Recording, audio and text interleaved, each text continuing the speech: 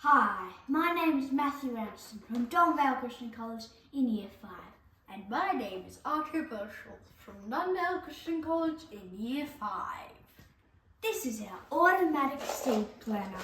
It's a scale model of what farmers could be using on a much larger to help them plant seeds on a much larger scale.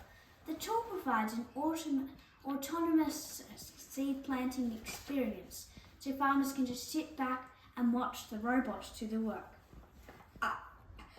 This is a model made out of plastic and from a Lego Spike kit and coded on the Lego Spike app on an iPad.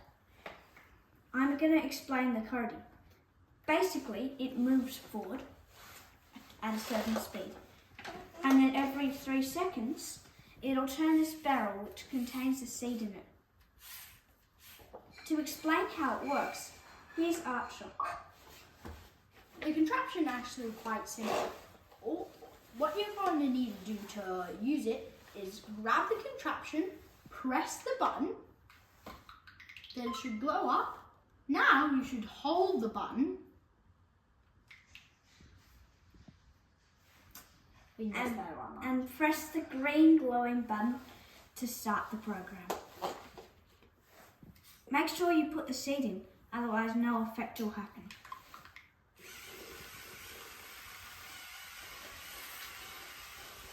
And there the seed goes, and that's where it's going to be planted and grow up. Anyway, on to Matthew now. The real planter could range between 3 times something the size of a tractor, or it could be the size of a small robot that weighs 13 pounds. But ours is even smaller than both of those. It's about the size of a small Lego creation. To explain some limitations and problems with the design, here's Archer. I'll be here to explain the limitations, as he said.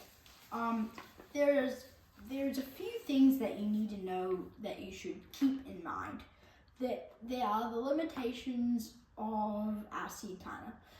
It is that you should only place one seed at a time, otherwise all will fall out at once. This means that a person must put a seed in the container every time it falls out. Also, make sure it's on a flat surface, because if it isn't, then it will come to a halt. Anyway, and just so that you know, also it needs to be indoors, as it is not fully weatherproof, because it will break the battery if it gets water on it. There's some other problems being encountered while designing it, as our original design required 4 motors, and since we only had 3, we had to fix it by making another update that took advantage of the only doing 3 and used 2 for the motors of the wheels and then an extra one at the top to spin the barrel.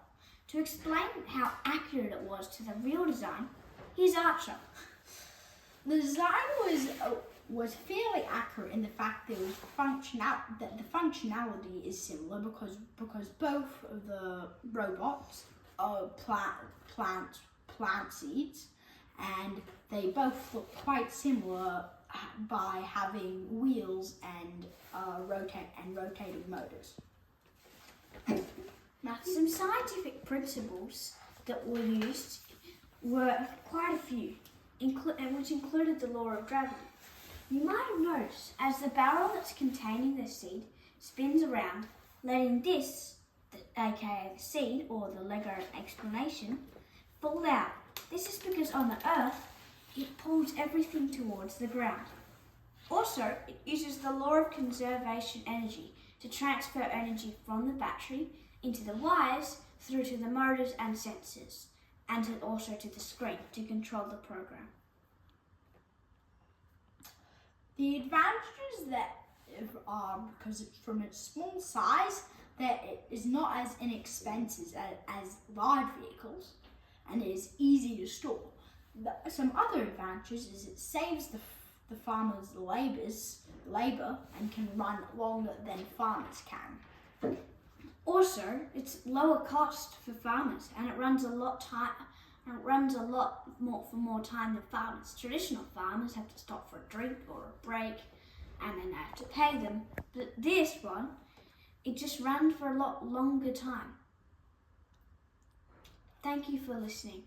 I'm Matthew Anderson, And he is I'm Archie Virtual.